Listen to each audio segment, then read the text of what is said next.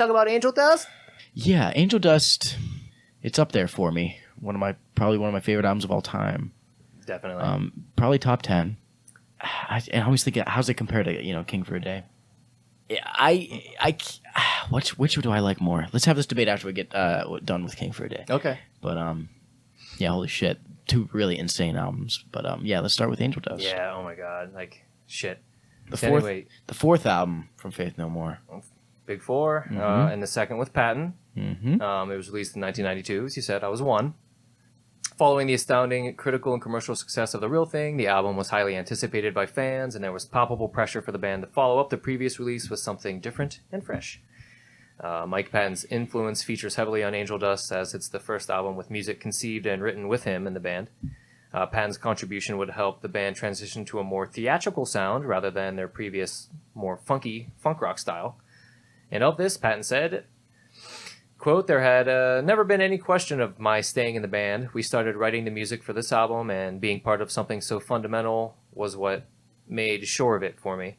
The Real Thing had been like someone else's band. It had felt like an obligatory thing. They hadn't needed a damn singer. It was just that they had to have a singer. Mm-hmm. That's why I was there. That's why Chuck was there. We weren't really needed there." Yeah, that's cool to note there. Yeah. Like, oh, these guys would be fine. The only reason that they needed a singer was because bands need singers. But and I guess it's the first album where you can truly tell Mike Patton had something to do with it, right? I mean, like obviously from The Real Thing to Angel Dust is such a, like you said, palpable difference. So yeah, holy fuck, that's the Angel Dust pretty much epitomizes Mike Patton for me, I guess. Yeah. In that way. Yeah, it was definitely harder to get into. Dark, theatrical. Compared to The Real Thing. Like, it's like, what the fuck? Like, some songs, like, what the hell am I listening to? And then... Yeah, fuck, what do they open up with on Angel Dust? Land of Sunshine. Oh, yeah. Fortune is smiling upon you. Yeah, it's like, all right. But then you get to Crack Hitler, and it's like, I'm scared in here. Yeah, what Land of Sunshine... I read that he wrote that all looking at fortune cookies. Yeah. Yeah, I read that too. That's fucking amazing. Yeah. Again, noting back to how he... is smiling upon you. Yeah, yeah. So, again, noting back to how it's not substantive to his life or anything, right? So, like, whatever the song needs and works is pretty cool. But also making it so engaging that way. Somehow it almost makes it more profound. You're like, oh... You as a reader, people when they read lyrics, they interpret it however the fuck they want. But you're like, you're going way out there trying to interpret what this shit means. What does this mean? You know what I mean? And it doesn't have to be necessarily metaphorical about things. Necessarily, like he's just even if he's just ripping off ideas from a fortune cookie, it still makes you think that he was super super artsy and metaphorical when he was writing it. Yeah. So yeah, cool. I think Land of Sunshine is about the stripping away of abortion rights in this country. Yeah. I'm kind of making fun of myself too, because I'm always breaking down lyrics and shit. So I'm acting like it's a stupid thing to do, and I do it. Mm-hmm.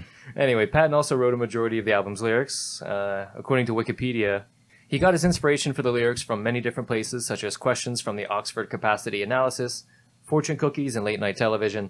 After engaging in a sleep deprivation experiment, he wrote Land of Sunshine and Caffeine. Said Patton, "I drove around a lot in my Honda, drove to a real bad area of town, parked and just watched people.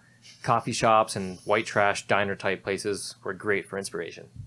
You can definitely tell there's a little RV in there. Mm-hmm. I read he wrote RV about his neighbor. And that's the thing about California. Honestly, when I was living out there, of course you go to bigger cities and it's a bunch of libtards and all that shit. And then you go up into the fucking like Sequoia or like Mezzo, California, and it's really just a bunch of people that like live in Pennsylvania again. They just have this little California style about them. But they have much of the same thought processes. So I wouldn't doubt that there are those people around. Oh, yeah. Even amongst more congregated areas like cities and shit. Where maybe Patton did have a super conservative kind of white or blue collar neighbor. Yeah, probably. Yeah. Cool. Songs with lyricists other than Patton include Be Aggressive, which was largely written by Roddy Bottum and is about sucking dick, of course. One of the best. Everything's Ruined by Mike Patton and Billy Gold. Is there a better song about sucking dick? Actually, yeah. Come Cocky or Come Cake. Oh. Deep Throat. But that might be the only better song. about sucking dick. Hey, it's a future episode idea. Top 10 songs about dick sucking ranked. Yeah. She probably already steals the cum cake anyway. So There's probably a Wesley Willis song that could go on that list. yeah. Oh, sucking a cheetah's dick. Yeah. Yeah. That's up there.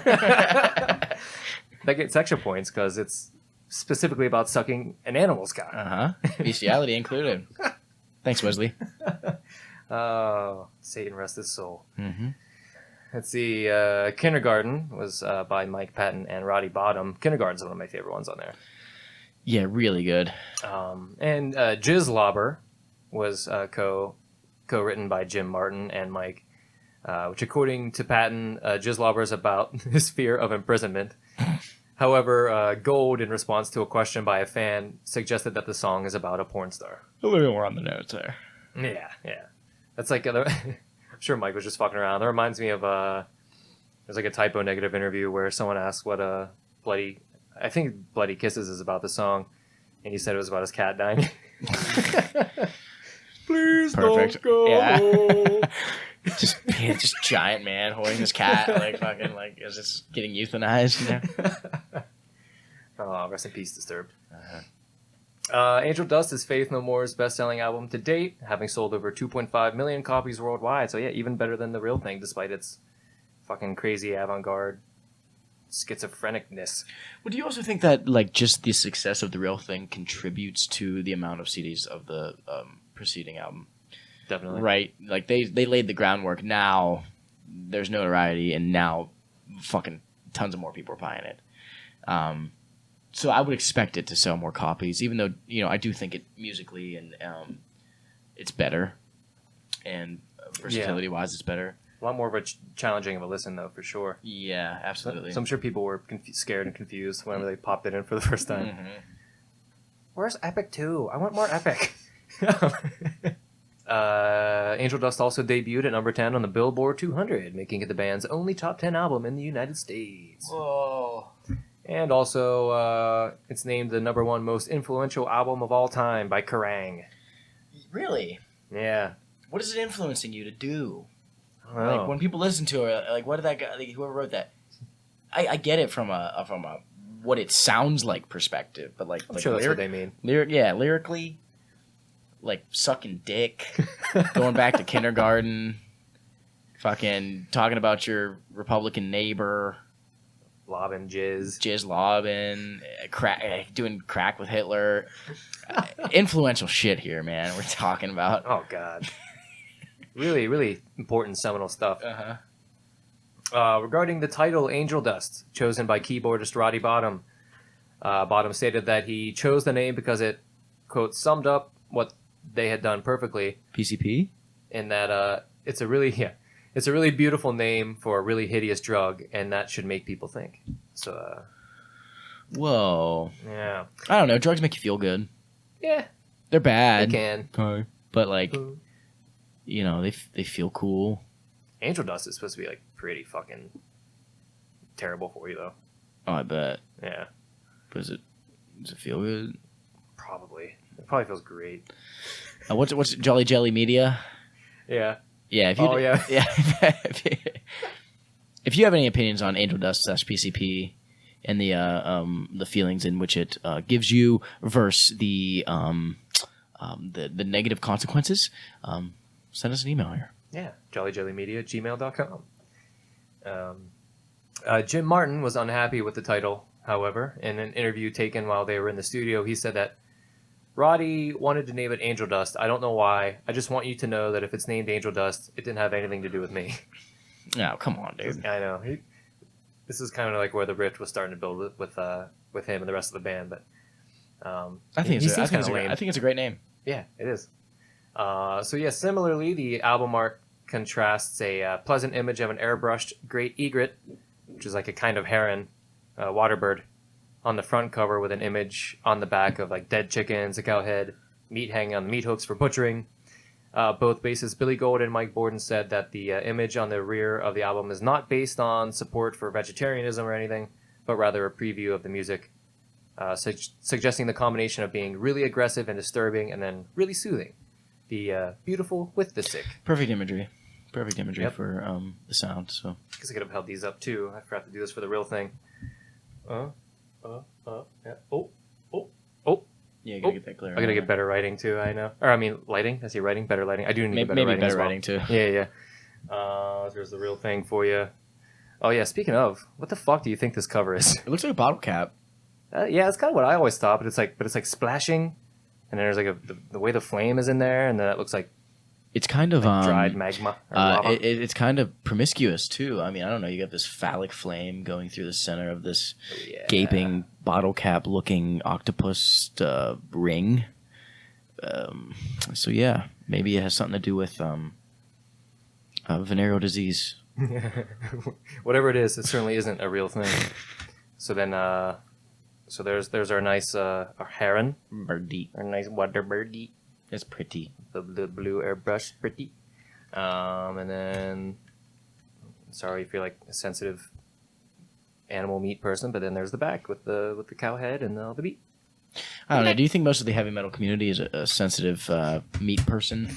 I don't think so. You know what I mean? I mean, like, Bloodbath exists. People love Bloodbath, and they sing about eating people And being eaten. and being eaten. Producing the album led to a rift between guitarist Jim Martin and the rest of the band, as alluded to previously when we were talking about the album's title. Martin also didn't like the musical direction the band was taking, calling Angel Dust, quote-unquote, gay disco. Whoa. Which, Hey. which I don't know. Disco's disco, man. You know what I mean? Like, it's disco, okay? It's all a little gay, but It's a little gay, but Roddy Bottom's gay, and he writes songs about sucking dick, so yeah, I guess it's kind of gay. well, I say gay is in the sense of like the Xbox Live. Yes. It's so gay. Yeah, you know what I yeah. mean? Like, but I mean, there was a commercial I watched the other, an old commercial. Was like, there's like these kids walking through the hall, like, they're like, that's so gay. Like, stand up, F word. You know what I mean? Like, it's just like they're trying to like say like you shouldn't be saying things like this. Yeah. But at the same time, just like making kids who do say it like just laugh and want to say it even more. Yeah. It's like bringing you once you bring attention to it, people just do it. It doesn't matter what it is, man. Yeah. If you stop talking about things that are like really, really serious, it just really wouldn't be like negative connotational things. It wouldn't be as serious anymore, right? Yeah. Stop talking about it. Just let us coexist. He's enough, man. I like the picture in that commercial too. That then like Michelangelo comes like, "Whoa, dude, that kind of language is bogus, man." Do you remember the old commercial? Because they like impose the cartoon Michelangelo in like those live action commercials about like don't do drugs and stuff. Like, yo, dude, gnarly dudes don't do drugs. Why get Donatello to do that fucking role, dude? Yeah. Why are you getting the party dude himself Yeah. to do If that? any of the Ninja Turtles are smoking bones, it's fucking Michelangelo. Jesus fucking Christ. Maybe that's why they do it. You can still be this kind of California-esque surfer turtle and not do drugs. I don't think it's possible, Yeah. personally. Maybe he was picked up on drug charges, and that was part of his community Yeah, service yeah. was to do these commercials. Uh-huh. Yo, what I totally did was totally bogus. Mikey, these aren't real mushrooms on the pizza, dude. Oh, Master Splinter wouldn't be very happy if he knew you were putting psychedelics on pizza, man.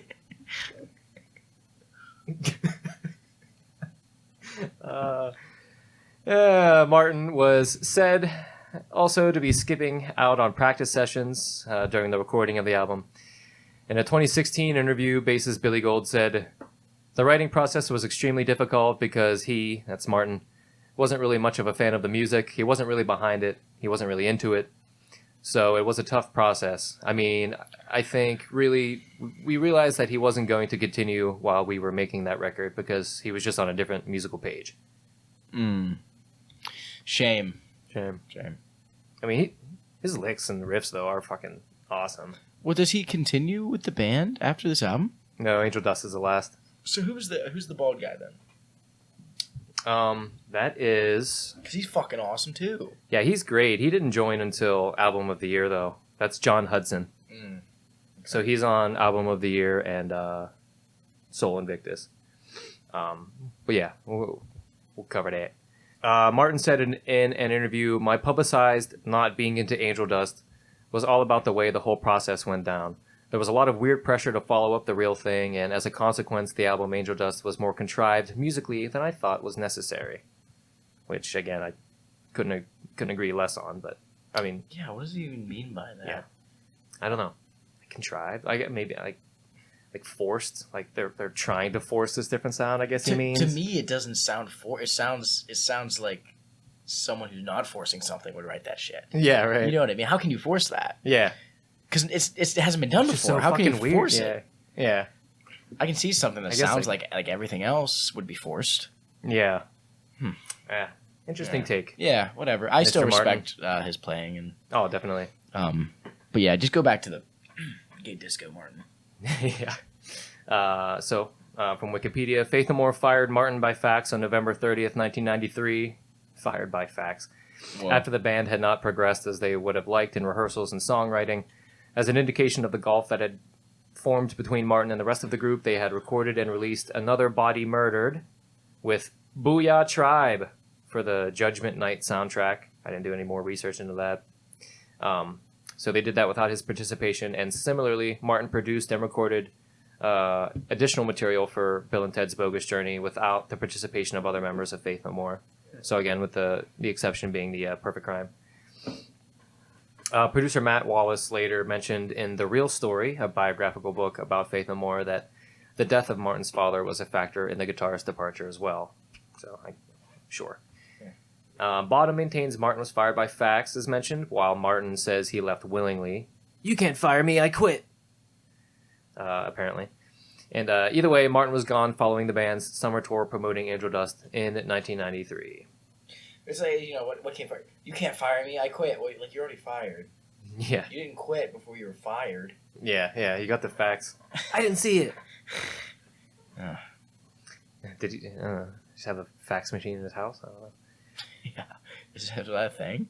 Yeah, I don't know. People have fax machines? I wouldn't think. Not commonly.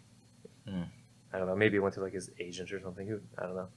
Anyway, the album ends with a cover of the theme from the 1969 film Midnight Cowboy, which was written by English composer John Barry, who is known for composing the James Bond theme, among other contributions. Roddy, who plays an accordion to capture the lead melody, said in '92, "It was pretty much Billy's idea. He's into easy listening. I like it too. It's, again, a really hyper beautiful piece that's a real challenge to put down. I think in a way some of the softest music you hear in like elevators is also some of the heaviest. It's really profound and powerful in a way that loud rock can't be." Yeah, I agree with that. I mean, just the music that's almost ethereal, but still moving, much as like you'd listen to on an elevator. Sure, great description. And like Brian Eno is elevator songs, right? Oh yeah, or songs you'd hear in an elevator. I think is the name of the album. He got it. He got it. He gets it. Yeah. He said also, "I'm really pleased with the cover we did of Midnight Cowboy because that's taken us into one direction that we've never gone before. That's the way of the future. Easy listening is where it's at. We're going to come out real soon with an EP of music for elevators." Hey. What? I like easy listening shit too. Like a lot. What does he mean by easy listening though? Is it just it's got a catch, it's got a little bit of a groove, it's light, it's like not heavy? Yeah. Just not heavy. Yeah, just like just whatever would play in an elevator. Sunday morning type music. Yeah. I would say easy like Sunday morning fits. Drummer Mike Borden said of ending Angel Dust with Midnight Cowboy.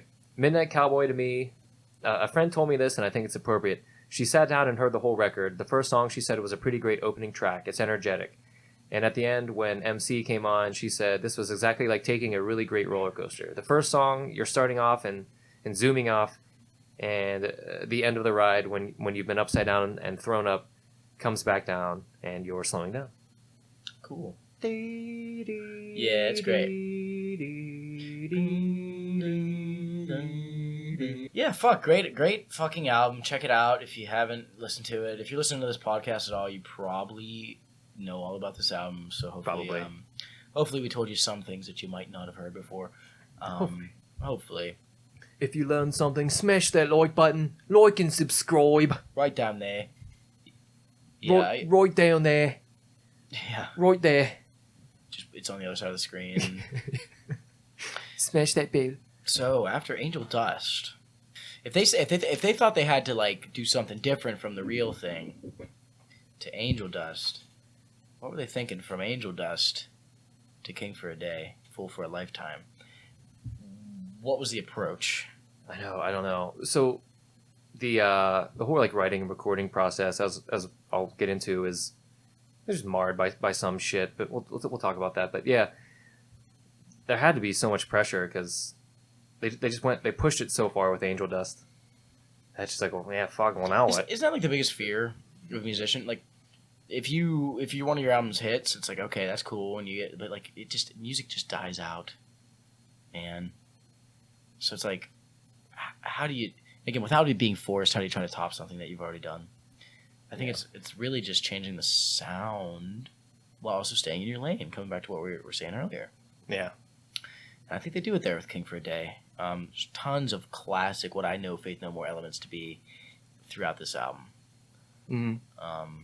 So yeah, let's get into it. Fifth album, Yeah. King for a Day, Fool for a Lifetime.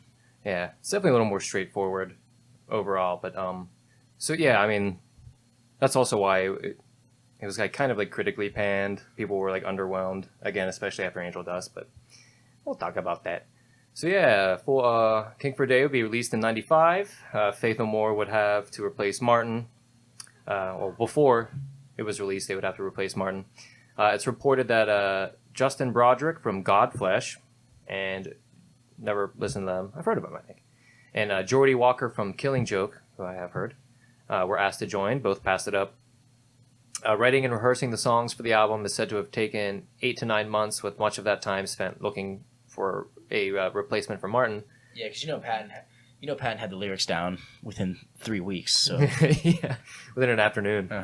Before he woke up, he thought of them all in his sleep. So yeah, the band would eventually find this replacement in Patton's Mr. Bungle bandmate, guitarist Trey Spruance. The recording of King for a Day would take an additional 3 months and was done at Bearsville Studios in Woodstock, New York. The band hired Andy Wallace, whose work includes credits on Nirvana and Slayer albums. Bottom claimed the combination of Wallace and Spruance as two new influences helped to create a real up-in-the-air, what the fuck is going to happen kind of feel while recording. that's cool though. Yeah. That's fucking cool. Yeah, it's like winging it a little bit, like what's going to I happen. need a cool counter. Yeah, like, I need a little click here for every time I say fucking cool. That's a lot. Yeah. Like the South Park like shit episode. Just have a little thing in the corner. Shit.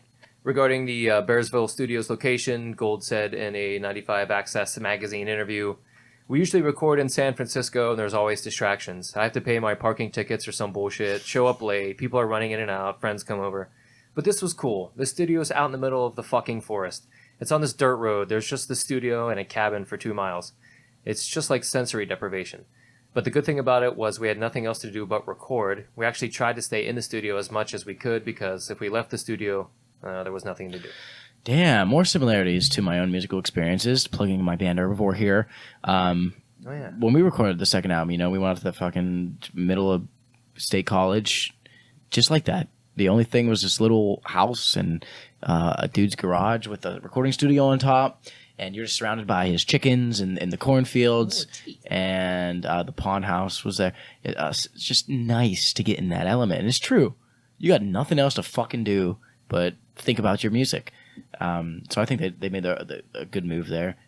It also reminds me, when we tried to record, when we recorded in even a place as small as Indiana, Pennsylvania, where we went to college, it still was a little town, not quite like San Francisco, but analogously, we were recording, and then a knock came on the door, and like I'll never forget it. There's this fucking dude dressed up like literally like the Undertaker, pale, had a big fucking hat, a big top hat, and a black frock coat that went all the way down to the cement, and he's just like, "I heard you guys play." Dude, it was out of a horror movie. Oh Jesus.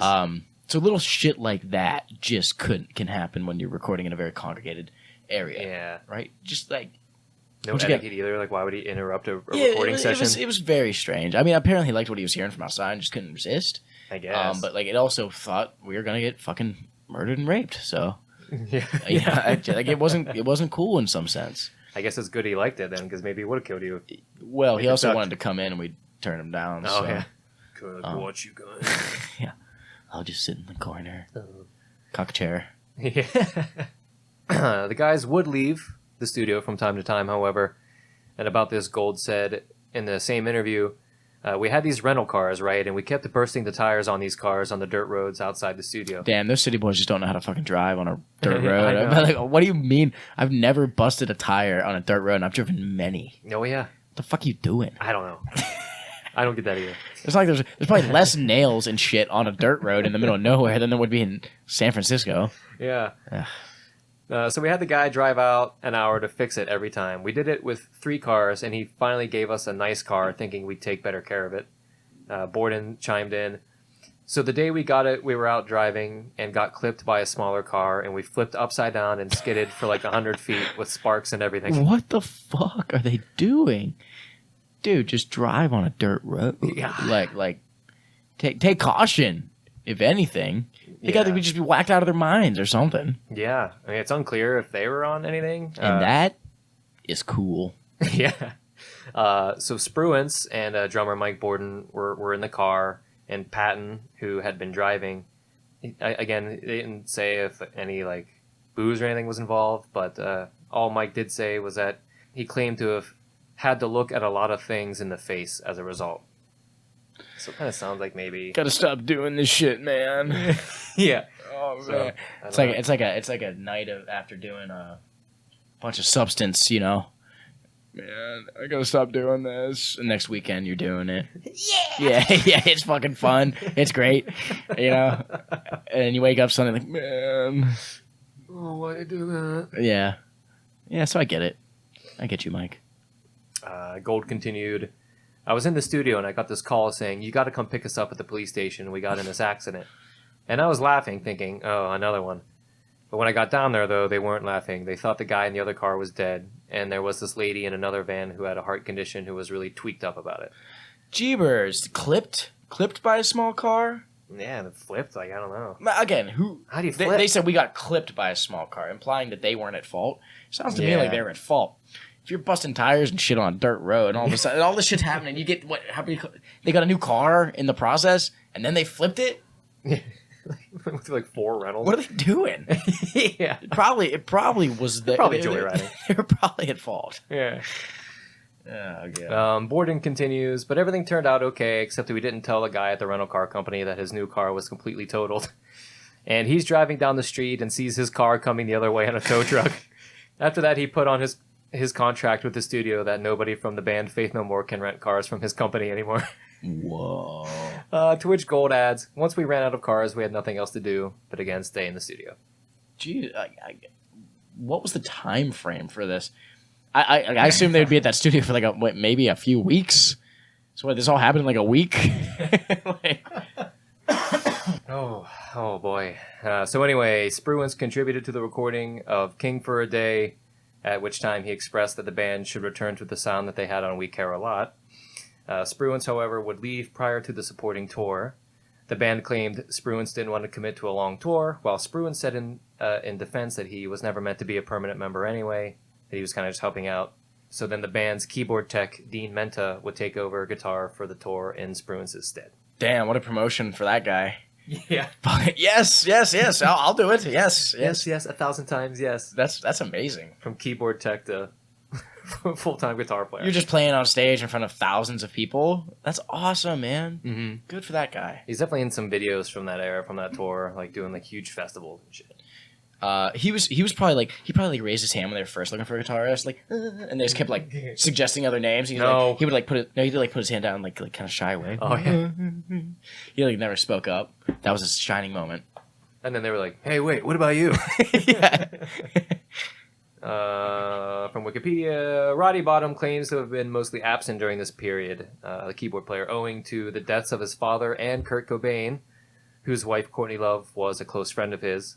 And again, I had mentioned in the last episode, Courtney Love even performed with the band for a stretch of time.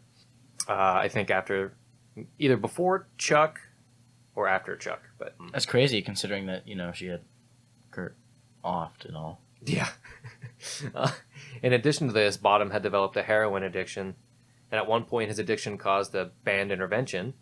Bottom's absence led to the album being written largely without keyboards. Evidence is certainly an exception. There's some keys in that, but who's to say if someone else didn't? Mike That's also may well have recorded them. That's cool to think about too, though. Well, we don't have our keyboard player. Let's just not put keyboards on a lot of these songs. Yeah. That's pretty sweet. Yeah, that's cool. Kind of thin it out a little bit, make it a little different. Nice. So yeah, critical reception was mixed at the time, and following the massive success of Angel Dust, I guess I can see how some people may have felt a bit let down. It's a hard follow-up, but goddamn does this album kick ass. Yeah, I was reading a lot of different comments of people's perceptions on. Some people are saying that Angel Dust is a great album, the best album, but like I said, King for a Day is their best album. Like, so I guess mixed reviews. I guess music critics just aren't like, for the average fan. I would say maybe King for a Day. A lot of people would, if not say it's better than Angel Dust, would say it's just fine comparatively, like commensurate to that of Angel Dust. I don't know where I stand on this. It's really hard. We need to make a little chart. We should have done that. Angel Dust, King for a Day, and just put how many, like, what the pros and cons, and what song, what are the hits? I don't know. They're all fucking hits. They're all hits. Can you? What's one hit off any of those two albums that isn't a hit? Let's look at the track list. I don't think there is one. Get Out, Ricochet, Evidence, General Art of Making Enemies, Star AD, Cuckoo for Kaka. I say Star AD is the only one, but then I don't know. It busts in the. That's a fucking hit. See, it's so good. All right. Okay, so that's a hit. Ugly in the Morning. Fucking awesome. One of my favorite songs ever. Dig in the Grave. So good. Oh, Take This Bottle. Oh, nice little man. little country ballad. Oh God, hit. I got the King for a Day. Yeah, I don't. What a day! What a day! When you can look it in my face and hold your vomit. Maybe The Last to Know would be less of a hit, even though it's still great. Well, The Last to Know. And of course, Just a Man, a classic. Mm-hmm. Yeah, fuck. I don't know. I guess the only one that wouldn't be a hit on Angel Dust is RV. So, like, hit from a hit standpoint, you know what I mean? Yeah. It's a hit for us. We fucking love that song. So yeah, I guess I guess King for a Day is better. Ooh, see? Now you're gonna argue. I don't know. I still think pound for pound, if I had to pick one, I would pick Angel Dust. Oh, fuck. Just because it's so fucking eclectic and nuts. Yeah. Like, I feel like it's a little different song to song than King for a Day. Mm-hmm. Yeah, but is it? Is it song for song different? More different? I think Angel Dust is fucking slapping most of it, and then like King for a Day is very eclectic. I mean, yeah, I suppose so. Dude, you got Cuckoo for Kaka, fucking Ugly in the Morning, and then you got Just a Man on there. Right. The fuck? Yeah, those are totally different. You and Take This Bottle. Yeah. Yeah. Like, shit, I don't know. All right. Jolly Jelly Media. Inconclusive. Yeah, right in. Yeah, so let us know. What's better? Angel Dust, King for a Day, or perhaps a different Faith No More album? Perhaps. Definitely album of the year, huh? Yeah. Do you think they named it album of the year because it wasn't going to be as sweet as the rest of them? Yeah. Okay. Yeah, it was a self-aware thing. Getting ahead of ourselves a little bit here, but a little bit. We're almost there. So yeah, Mike's continuing to push his voice. Gold is shredding on bass as effectively as ever. Some of the critical panning was about the myriad genre influences being distracting. But again, like we said, I think it makes for an awesome package. But again, isn't that just fucking refreshing? You know? Yeah. Sometimes, I love heavy music, but Jesus Christ, every song just in your face all the time. You need something to break it up a bit, you know? Yeah. I think that's what Faith No More does so effectively, is break it up. Yeah. And not I hate when albums are samey. Yeah, man. So yeah, I don't know. Fuck critics. Critics have more refined tastes than most.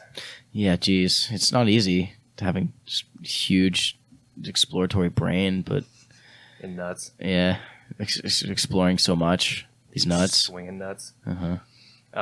So yeah, for context, I 1995 also saw releases from the Smashing Pumpkins, which is Melancholy and the Infinite Sadness. That album has a Tonight, the night tonight. Mm-hmm. Okay. I know exactly. Yeah, it's exactly how it sounds. Alanis Morissette. Smashing Pumpkins are cool. Yeah, I like Smashing Pumpkins. Alanis Morissette had an album that year. Primus's Tales from the Punch Bowl came out that year. Radiohead's The Bends, which I think is a classic Radiohead album. I'm not super familiar. Fuck yeah, dude. Has That a album, robot on the front. that album is so good. Okay, yeah. I thought it was well regarded. I mean, High and Dry's on there. The Benz is on there, obviously. And of course, Sugar Ray was releasing stuff that year. Cool, yeah. So, I don't know. I mean, compared to those things, I mean, obviously Radiohead's good. Primus is awesome. But, I mean, I don't know. Compared to, like, Sugar Ray and Alanis Morissette, like, King for Day fucking rips. Like, Yeah, Jesus Christ. Is that what people think? Who else is competing, really, with that? Yeah, fuck. man, critics just don't understand. Just like parents. Yeah, dude. I don't know. It takes a special kind of person to be a music critic. Music's just, obviously, music's just so diverse and it's all perceptual shit. So it's like, you weren't in that fucking studio flipping 4 cars when the album was written. You know what I mean? Like, all you listen to is that little final, pristinely packaged product, right? You don't know what the fuck went into that. Yeah. Fucking critics, man. Smoking for bowls, flipping Flipping for on cars. cars. Yeah, dude. Fucking critics are. I guess critics are cool when they say good things about your shit, and then they're not when they shit on it. That's right. But yeah. But it's not like it's not like you're criticizing like a politician's motives or something that has substance. It's like, dude, some people like this, some people don't. Yeah. So stop using all these big. The funny thing about music critics is just the vocabulary they seem to pull out of thin fucking air. Yeah. It's like, dude, and again, even when someone like criticizes a song that maybe I've written, it's just like, and they say something about it, and you start laughing because it's like, I didn't think that at all. Yeah. I didn't fucking think that at all. You know. And it's just like you're spinning this. Even a music critic's interpretation it's just so biased. Yeah. All the super forced metaphors they always use. Hey, and if you're a music critic, Jolly Jelly Media, hit us up. Let us know. How do you make these decisions? Why are some things better than others? And like, what is your standard? What do you compare it to? Is it simply just based off your own tastes? I assume that's why people, like specific critics, work for certain magazines and shit. Mm-hmm. But then everything would just be good if they're only evaluating music that they like. So I don't know. Yeah, like this show. Yup. Yeah. Let's do an episode on fucking Kanye West or something. Yeah, things we hate. Mm-hmm. We can do his latest album, Hitler Was Misunderstood. Yeah. What a guy. Yeah. I was gonna say, like, what would our critiques of that album be? You know what? I think he was misunderstood. Yeah, maybe change our mind. Yeah. It just takes a black man in America for us to realize that. we could do a Cupcake. Yeah, Again, like you were saying. Yeah, come cocky. Come cocky. Come cocky. Yeah. Cup cocky. I think it is pronounced Cupcake, but it's spelled Cup Cocky. That's usually what I call it. I like it. But yeah, so that's what I was gonna say too. Like I think, like a lot of like music magazines, like back in the day when they were a little more relevant and stuff, they would also, I feel like, try to purposefully write like really like scathing things just to get eyes on it or something, or just to like get reactions out of people and stuff. But you're also risking your own clout and your own like people don't want to think it's like you don't want to be a quack. You know what I mean? But maybe. Yeah, maybe. Yeah, because some people come off as real assholes and like some reviews for things. So yeah, Mike's vocals on Just a Man are said to be influenced by the stylings of Anthony Newley, an English actor, singer, songwriter, and filmmaker whose career began taking off in the 50s and who is known as one of Broadway's greatest leading men. Wow. The song What a Day includes the line, "Kill the body and the head will die," which was taken from Hunter S. Thompson's 71 book Fear and Loathing in Las Vegas. I never realized that. That's really cool. It's also really cool that no one fucking realized that. You know what I mean? And like, apparently you can just do that. You can just plagiarize something within a song without ever who acknowledged that? Yeah. Like, who acknowledged it? I don't Did know. Mike Patton himself acknowledge it? Like saying, hey, yeah, like I ripped this off. Because it's like, Often It's when just you're writing lyrics and stuff, it's like, oh, I don't want to pull from this because all people are gonna know. But like, at what point is it just inspiration and influential, or just plagiarism? Yeah, it's just referential. I think there's just one line. I think is fine. It also depends on the context, like what's before that line. You know what I mean? Yeah. So yeah. Anyway, In a late 1994 interview, Bottom described the penultimate track, "The Last to Know," as Pearl Jam on mushrooms. That's fine. I don't know. I guess. That's yeah. it. Yeah. King for a Day, Fool for a Lifetime, also up there with my top favorite albums of all time. I don't know. I might. I think it's just because I listen to Angel Dust so much that I do just slightly put King for a Day ahead of it, in my own humble opinion. Sure. Mostly because I love Cuckoo for Cock. I love Ugly in the Morning. I love every other track on that album. But okay. I gotta piss really bad. Okay, there. All right, so we are brought now to Faith No More's final album before disbanding and reforming 11 years later to produce and release Sol Invictus. More on that later. And this album is 1997's Album of the Year, a tongue-in-cheek, self-deprecating title the band chose to acknowledge the admitted lack of focus and effort on the album. Album of the Year there. It's got the guy and the train and the flowers. That's awesome. There's some good hits on this album. There's a lot of good songs on this album. Let me look at the track listing again. Oh yeah, we love it too. I think it, however, that it's a great album with awesome songs like "Naked in Front of the Computer," "Mouth to Mouth," and "Got That Feeling." Oh man, "Naked in Front of the Computer" and "Mouth to Mouth" to me feel like they could be on these cats in here. "Naked in Front of the Computer" and "Mouth to Mouth" feels like almost like "Ugly in the Morning" type feel. They could almost fit on those other albums. You know what I mean? And some of them are kind of really just standoutish that aren't like "Collision." But I don't know. Collision's good. It's really Collision could be on there too. "Strip Search" is the weirdest one. Yeah. Yeah. But fuck, Pat. It's still just really good. You still just get to listen to Patton's voice. It's weird, like electronic shit going on in it though.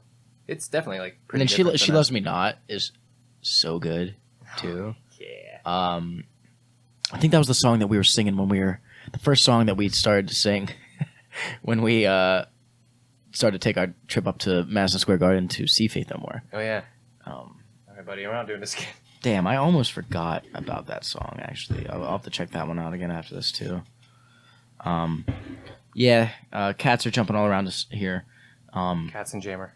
Cats and Jammer. But yeah, a lot of good hits on this album. Actually, it's funny they would feel that way comparatively, honestly. Yeah, Album of the Year carries forward a lot of the musical sensibilities developed for King for a Day, perhaps in a simpler form. And to that point, Bottom said in a 1997 interview, "We decided we'd just write a bunch of songs and keep the songwriting as simple as possible and just go into the studio and record as quickly as possible.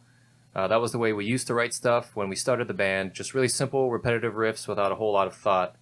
And Mike came back from his tour with Mr. Bungle, which was supporting their second album, Disco Volant, and he only liked about half the songs and only felt he could sing on about half of the songs. What does that mean, though? I mean, he ripped through all of them. I feel like the ones he didn't like or feel comfortable with were probably cut, and they probably just went with other stuff. Man, maybe this album was supposed to be way longer then. Yeah, maybe. So, following the firing of guitarist Dean Menta, the band's momentum stalled, and the members began focusing on other projects, which took creative focus away from the album to be. Regarding the release of Menta, Gold said, "We didn't fire Dean because he was an asshole. We didn't fire Dean because of anything. It was just because we couldn't write. And he had already written songs, but it wasn't working. He toured fine." And that brings us to the aforementioned John Hudson, who was a former roommate of Gold's. He was eventually brought on to take over for Menta on the guitar in 1996. Fuck yeah, dude. He's awesome. So that's who we saw play live. Yeah. Great. Yeah, Paul Gray. Yeah, he was great. From Wikipedia again, started getting rushed in the writing. I like to rewrite stuff, not just pull so much directly from Wikipedia, but time constraints. Well, fuck it. I mean, for like 8 hours. There's a lot of good stuff on there, anyway, that we should, see as being credible. Oh, so. Definitely. So anyway, During early 1997, all 5 members reconvened in San Francisco with Swiss producer Rolly Moseman. Guess I kind of went Scandinavian with that. I don't know what a Swiss accent is. But anyway, he was the long-standing collaborator of industrial rock band The Young Gods. Never heard. But I guess they were a major influence on Faith No More. Bottom reflects, we did the record in parts more than as a whole.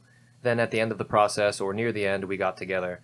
Patton had written new songs while away in Italy with his wife, such as Home Sick Home. Makes sense. Yeah. Patton was homesick. Aww. Mosiman encouraged the band to utilize computer-based recording/editing software Pro Tools, something they had not done before. Gold stated, he said there were some things that he'd like to change in Pro Tools. A good example of Raleigh's editing was the song Mouth to Mouth.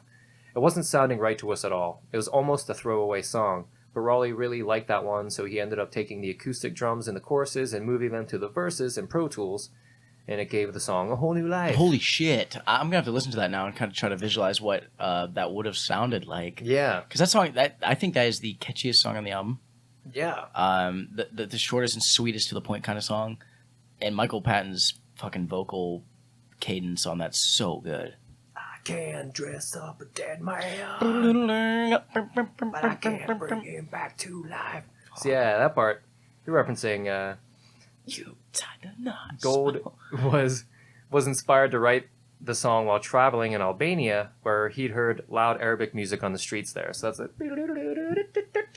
To me, it sounds like he's fucking traveling the goddamn carnival circus. Yeah, I know. It is circusy. Yeah. Like, really, like, bungly in that way, too. Mm-hmm. As mentioned, the band would split after the album's release. In one interview, Patton cited what he perceived as the declining quality of the band's work as a contributing factor for the split. Damn. That's going to be tough at that point. Again, even the greatest bands, it's like, how do you follow up without just, like, think of all the bands that just tried to keep going. Even some of my favorite bands, from, like, Minus the Bear to even Dr. Dog, in the non-heavy realm.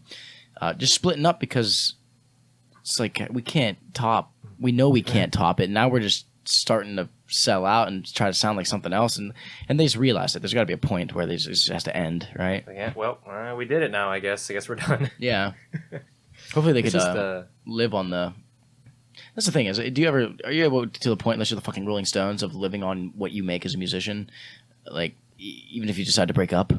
Yeah, right. Like, you kind of got to just keep touring and doing stuff, but then you can't just keep touring with all the old stuff, because then you get bored. So then you do want to write new stuff to perform new stuff. Yeah, but there are bands that still just tour on the old stuff and do just fine. Oh yeah, it just depends how huge that was at the time, though. You know, I mean, it works for audiences. But it also sucks too, like when people only want to listen to your old shit, and you're just like, oh fuck, why don't I even try anything else anymore? You know what I mean? Yeah, music's hard. Yeah, just like I said about the Damned at the top, they were just like, "Oh, thanks for indulging us with the new stuff. We'll play the old stuff now." But people were still loving the new shit too, because it's fucking great. Those guys haven't missed a beat. What concert were we at recently where it was just like, "Fuck, I just wanted to play something old"? Must have been Baby Metal. Oh god! Play the old stuff. play the new stuff or the old stuff. Just play it for less time. These high pitches are driving me insane. Literally brain scrambling. I don't know. I can't think of what show it would have been. Maybe I just feel that way about most bands that I see. Yeah, that's pretty much that's all I have for album of the year. But yeah, I mean, even if that was like some bands, like for some bands it would be like the best thing they ever did, and Faith No More is just like, eh. Yeah, exactly. Yeah, so it's still worth obviously checking out. Mouth to Mouth is so good, and was Ashes to Ashes. Yeah, Ashes to Ashes is awesome. Naked in Front of the Computer. What song is it? Is that I Can't Stop Winning? Got That Feeling. Got That Feeling. Yeah, it's on there. Holy fuck! Got yeah, that feeling. And that's dude, like the vocal. Going back to the vocals, there's like,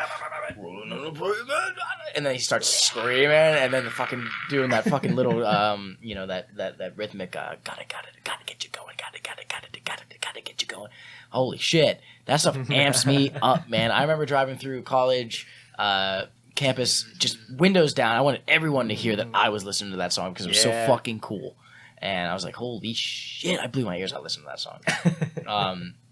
So they're like, it sucks they feel that way, and almost to the point of like disbanding after that, because there's a lot of classic Faith No More elements on there. Yeah. Oh yeah. That I think easily compete with some of the classics that you hear on the other albums. There's a set, I think it's Bizarre Festival in Germany. You can look it up on YouTube, but the version of Ashes to Ashes they play there, it's like a little faster, like slightly faster, like slightly heavier, a little more dynamic than the studio one, which I actually prefer it to the studio version, but the studio version's still good too. Yeah, a lot of good stuff on there. Well, shit, I guess. So what, they disbanded in, what year was that? So that would have been 98? That's fucking crazy. Album of the Year came out in 97, so then they toured for a while. So it would have been 98 or 99 that they just called it quits then.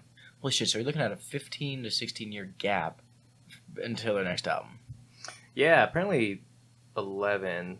Because Sol Invictus is 2015, and they say 11 years. So maybe they just started working on it, like, it took them a few years to work on this album, maybe? Yeah, maybe.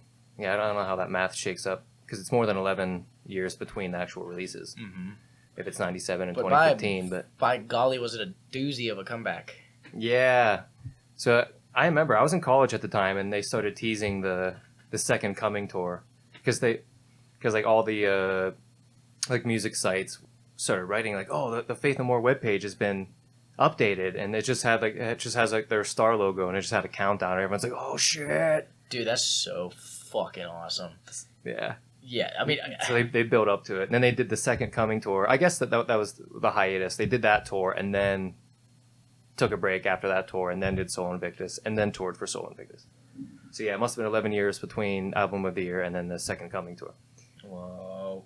So yeah, that brings us to Sol Invictus. The band would make a triumphant return with 2015 Sol Invictus, which saw producer Matt Wallace's return, but this time to co-mix the album instead of produce. The album is incredibly strong, and it's clear that the break provided the guys time to get inspired and eventually release some pent-up creativity. Dude, I love releasing my pent-up creativity. Dude, sometimes creativity just gets so pent up. Pent up, dude. You just gotta release. Because like you don't want to release your creativity like while you're asleep, and, like make a mess. So like you gotta manually release it sometimes. You gotta boil up, you know. So again, the whole album for me is great. I know you love it too. Some standouts though, if I had to pick a few, are Sunny Side Up, Separation Anxiety, and Matador. What was it about this album though that it had this feel that drew you in? It was almost more spacious but driving. I think of Separation Anxiety, really like the low tom fucking drive while it spaces out, and Mike Patton kind of does his weird like still spacey vocals for it. Mm-hmm. But there's some undertones of this album that were just different. Mm-hmm. You could tell they were matured. You could tell Mike Patton's voice was older. Yeah. But I don't know. This album just has this feel to it that almost it feels more genuine to me even than Angel Dust and King for a Day. It just feels like I don't know. There's this. Yeah, I know what you mean. I don't know how to describe the feel of this album. You can't really compare it to any of their other albums in that sense, or anything else you've listened to, because it's just that inexplicable feel that draws you in, dark.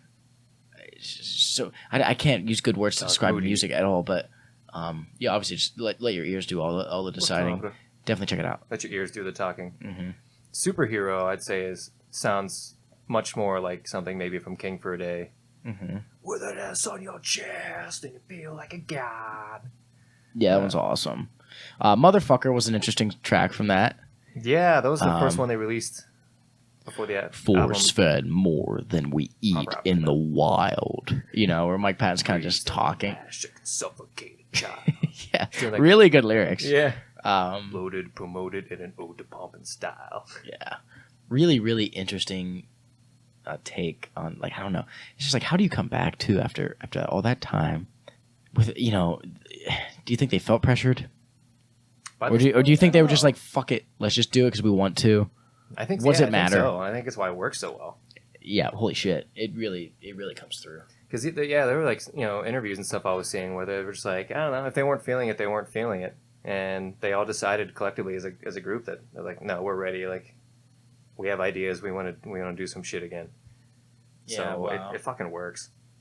In a May 2015 review, Drowned in Sound commented, "As ever, Pat remains FNM's big draws, the singer is in typically extraordinary form.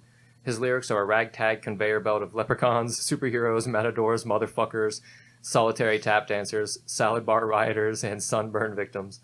On such subjects, he spits, screams, shrills, wails, whines, whispers, croons, coughs, rages, and does he rap? He talks a bit, that's for sure. It's hard to believe there was a time when Anthony Kiedis could accuse this gentleman of ripping off his own labored vocal style." Yeah, Comes back. yeah, dude. I mean, you know what? Because Anthony Kiedis' style is pretty much the same on every fucking song. Yeah. So A lot of Anthony Kiedis shitting on in this episode, which I love to do. yeah, I shit on him last week too, or last episode. Trust me, Blood Sugar Sex Magic, one of my favorite albums ever too. But yeah,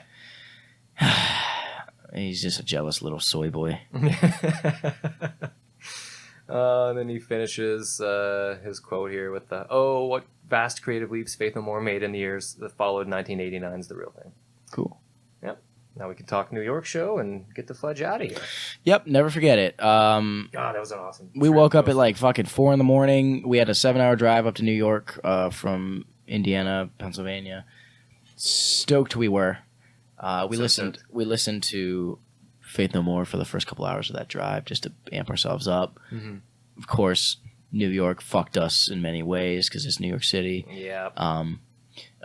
What did it start with? When we got there and they said they had to move the show from Madison Square Garden to the side stage, like behind it or something. Yeah. I'm still not sure why.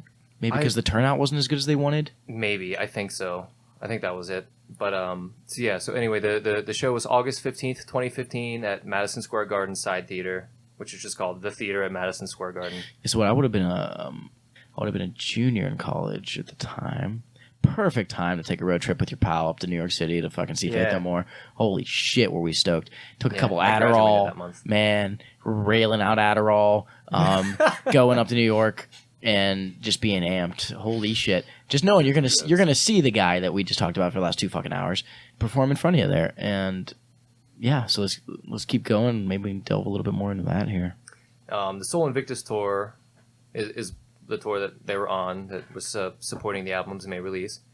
And according to a write-up on FNMfollowers.com, quote, they dedicated their usual cover song, The Commodore's Easy, to Lenny Kravitz's penis, which reportedly broke through his leather pants during a recent performance at the time, a fact that seemed to delight Faith No More, as they mentioned it several times. Did you see Lenny Kravitz his new music video? No. He's just like dancing, like waving his hips and dick around the whole time. So it makes sense as to why that hog would bust through. Yeah, I've heard about people talking about that recently, and I was like, are they referencing, like, is this just becoming, is this coming back on the internet from something that was like 7 years ago, or did it happen again, or so the music video references it, you're saying? Mm-hmm. Okay, so that's why people have been talking about it. I don't even know if it references it as much as it's just what he does. Oh, yeah. It's just, that's Lenny. Huge cock just bursting through those tight little pants. Yes, super tight black leather pants. Yeah, just leather pants. Mm-hmm. So yeah, they also had the track list on there, and so this will be a nice little walk down memory lane for us.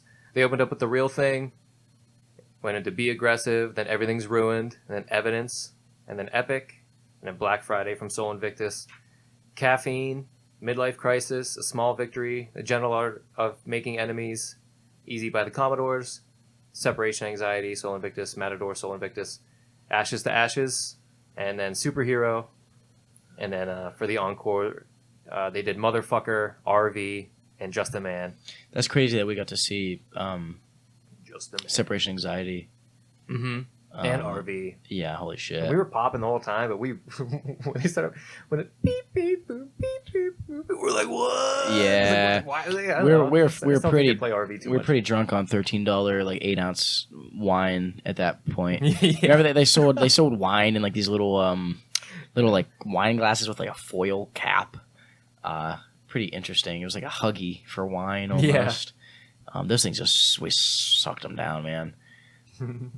Yeah, we were all lit up after that. Just like Huggies. Uh-huh. So like it's this like little like seated theater, And we were like some of the only ones that were just standing the entire time, like headbanging and raging, going nuts. Going crazy. How could you not? This fucking stupid security guards kept coming over and like telling us to like sit down and like calm down and stuff. Yeah, imagine you go. Imagine Imagine you go see a band that's returning after a 10-year plus hiatus.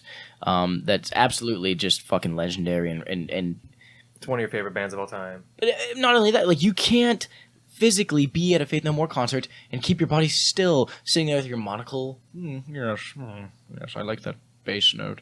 Like, what the fuck, man? Yes, caffeine. Yes, one of my favorite. So that was another annoying thing about like New York and just like the kind of pompous bullshit attitude that we had to experience up there. It wasn't like the boys coming to Pittsburgh, which was gonna happen. It was gonna happen. Yeah, we'll get to that. We'll get to that. Also, another thing about the show, since we were raging so hard, remember that guy came over to us from where he was sitting? Yeah, he was getting the same kind of treatment. And he was stoked. He's like, oh man, he was just like, what? He could hardly contain himself either. And he knows that we couldn't contain ourselves. And he fucking came up and we all locked fucking shoulders and just started raging together.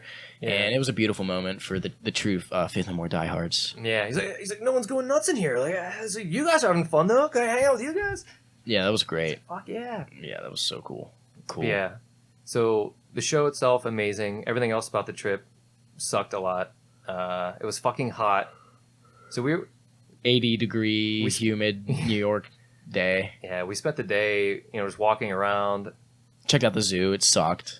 Shitty zoo. Terrible zoo. That guy threatened me with a gun in the park. Almost, or said something of the likes.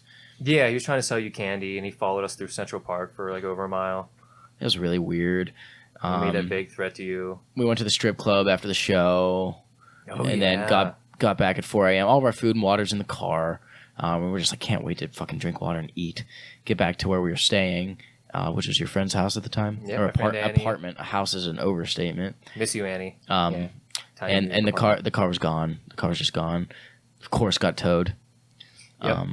It was really... Because it turns out there was a "Don't park here" or something sign about 15 feet in the air, like on the side of some scaffolding. Yeah, that no one can see. In hindsight, for us to have gotten that lucky is to find a spot at all where we did. Not realistic. So maybe we should have looked around a little harder.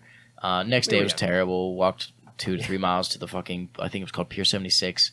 This huge lot I had to go, like, across with thousands of cars in it. It's my fucking brother's car. I didn't have any of the information. And then we had to leave New York City at 3 p.m. during rush hour. Yeah, by the time we got the fucking car back. Yeah, which took probably at least almost 2 hours just sitting Longer there waiting in the waiting room, and then they had to listening drive you in a car to listening to how pissed everybody was coming up to those workers at the desk there. I was just like, man, I remember thinking to myself, like, who the fuck accepts this job? Yeah, who wants to work at this place? Wow. Oh my god. Anyway, Faith No More kind of evened out the trip, just seeing them. Yeah, kind of. And then again, we would have another chance to see the boys back in our home city, Pittsburgh, Pennsylvania. Yeah. Go Steelers. September of 2021, Stage AE. Yeah, and we were pretty stoked about that. Our brother got tickets to it. We were all about to head out there. And then Patton cancels the show. So, quick note, this is another little bit of a serendipity here. Fucked Up was supposed to punk band was supposed to open up for Faith No More. They actually they were supporting The Damned when I saw them. Baby Shakes opened, and then Fucked Up, and then The Damned. So that's cool. funny that Fucked Up comes back here again. Mm-hmm. But anyway, so yeah, it was Mike's call to cancel the Faith No More shows. It was like the show was like a Friday, and they canceled everything on Tuesday. It was like a couple days before. Yeah, just like very last minute. As if this fucking shit, like his doubts weren't there months in advance. You know what I mean? Yeah. Like, come on. So it was Mike's call to cancel the Faith No More shows, as well as some Mr. Bungle shows that he had planned due to mental health and COVID. So on the cancellations, the band issued a statement. To say that we feel shattered by these cancellations would be a complete understatement. It has been a real challenge to return to this music after a 5-year absence, but we have been working hard for a few months now, and these last few rehearsals left no doubt that we were back to top form, which makes this statement very difficult to write. Their statement continues, coming on almost 2 years of pandemic and lack of work, it has been heartbreaking to give our crew the news. We consider our crew like family. And then equally importantly, we're aware of what this means to our fans who have been patiently supporting us, hoping as we have for a break in this frustrating situation. Many folks have taken isolation quite hard and patiently waited as shows have been postponed time and time again. This will be tough for them. Goes on, and yet in spite of all this, we have a family member who needs help. We believe that forging ahead with these dates would have had a profoundly destructive effect on Mike, whose value to us as a brother means more to us than his job as a singer. He can count on our 100% support to do what he needs to do to get things right, just as we also ask for your support right now. Thank you for continuing to believe in us. I didn't realize that he made a statement in like a couple of interviews that he had done last year about this and what was going on. So this was all news to me before, like earlier today when I was researching. So yeah, Patton opened up about the cancellations in a couple of interviews in 2022. I'm pulling from Far Out Magazine and The Guardian here. Patton said, "It's easy to blame it on the pandemic, but I'll be honest, man. At the beginning of the pandemic, I was like, this is fucking great. I can stay home and record. I've got a home studio, so I was like, yeah, it's a big deal. And then something clicked and I became completely isolated and almost antisocial and afraid of people." He continued, "That sort of anxiety, or whatever you want to call it, led to other issues which I choose not to discuss. But I got some professionals helping me, and now I'm feeling better and getting closer to diving back in. Towards the end of the year, I'll be doing my first shows in like 2 years, which is the longest time since I started doing this that I've been out of the game." About what factors contributed to his mental decline, Patton said, "It was a little bit of everything, but mostly, in my experience, it was mostly mental. I saw some therapists and all that stuff, which is the first time I ever had to do that in my life. And they basically diagnosed me as having agoraphobia, like I was afraid of people." Damn. He added, "I got freaked out by being around people, and maybe that was because I spent 2 years basically indoors during COVID. I don't know. Maybe it reinforced feelings that I already had. But just knowing about it, talking about it really helped. And we'll see how it goes in December." You know, that's interesting. Just given his, job, it should be inspiration to anybody who's afraid to get up on that stage, even if you're afraid to, what people think or people watching you, get up there and do your skill. Mike, because if Mike Patton, he said like, well, maybe this is resurfacing of feelings that I had, but I didn't really realize. Yeah. So he's probably always had anxiety to get up and do that shit, but also just, did it, and Right. won a lot of people over in the process. So. Yeah, absolutely. Mike began realizing he had a problem, quote, right around the time that Faith No More was about to go back on the road. He disclosed, "That's when I kind of lost it. It was ugly and not cool. A few days before we were supposed to go on the road, I told the guys, hey man, I don't think I can do it. Somehow my confidence was broken down. I didn't want to be in front of people, which is weird because I spent half of my life doing that." Mm-hmm. And Mike admitted to The Guardian that alcohol abuse was involved. "Because I was isolated so much, going outside was a hard thing to do, and that's a horrible thing. And the idea of doing more Faith No More shows, it was stressful. It affected me mentally. I don't know why, but the drinking just happened." So Damn. there's just some kind of like a mental break and some alcohol abuse, it sounds like. Well, again, dude, when COVID, of course, drinking happened during COVID. What the fuck else were we doing, What else are you man? gonna do? Man, we were drinking so much. I bought swords. Yeah. I drank, played video games all the time. Yeah. Like he was saying, I had a fucking blast. It was great. It was great. It was great. It was great. It did get a little much for me at a certain point, as it did for most people who are somewhat social at all. Yeah. And look at us now. Look at us now. Look at me now, Dad. I remember playing a lot of Call of Duty with Brendan and Kaposi. Mm-hmm. So I got, so at least video games offered a little bit of a social respite from everything else. Plus, Brendan was just hanging out with me all the time anyway. Aw. During that time. Miss that, We don't were just you? floating around the pool, drinking. Mm-hmm. It was great. So yeah, so best of luck to Mike. Hopefully he's continuing to recover. He says he's been sober since then, so hopefully Faith No More or even Mr. Bungle can make it back to Pittsburgh before long. And to Mike's good health. To good health. Yippee! Yippee-doo. Yippee! So All right. that's it. That's all we have. I hope it wasn't too disappointing. We did it. Yeah, holy shit, we did it. It's great to be on here. I'm hoping I can come back again. Sometimes you don't think you have the time, but when you sit down and you start talking, you realize time hardly matters, especially when you're sitting next to a good friend. Ah, you're right. So go find yourselves a good friend, a handsome man or a pretty missus, pull them up close to you, and do some talking. Time is the work in the side.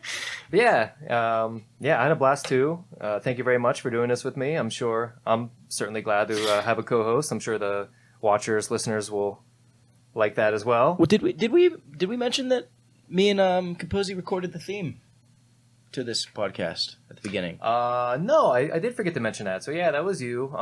I do say it in like the little end credit stinger. But yeah, this he wrote the theme, the opening theme that rocks. Yeah, real quick, it was an old inspiration from our folk metal project that we started writing when we were teenagers. Von Havel. I used to just tab everything into a program called Guitar Pro. Still had that old recording. I was like, fuck, well, this sounds like a perfect intro for All Abandoned. So hopefully you guys like that little diddly. And if you want any more, you probably won't get it. Yep. But it's there. So yeah, I guess. Yeah, so yeah, I'm on Twitter and Instagram and stuff, at Rachnid on Twitter. I don't post very much, but if you care. Jeffy Juice on Instagram, and then you want to plug some Herbivore stuff? Yeah, I'm in a local band, not metal related, kind of indie, not just nothing like what Jesse likes to really listen to. But it's okay to be a very diverse, and I've always been a metalhead. It's good stuff. I've always been a metalhead, but I've always written very softer kind of music with a kind of different spin.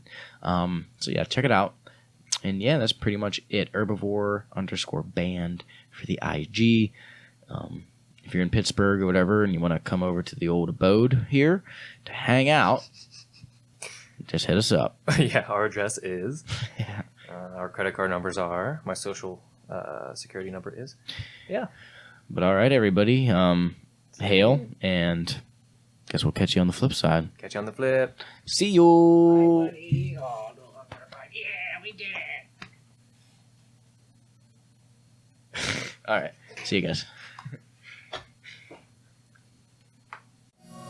All Abandoned, a rock and metal podcast, a product of Jolly Jelly Media, is proudly recorded in Pittsburgh, Pennsylvania. All Abandoned is written, edited, and produced by Jesse Van Rachnid. The opening theme music was written by Matthew Van Horn and was recorded by Matthew Van Horn, Anthony Capozzi, and Nicholas Petruniak.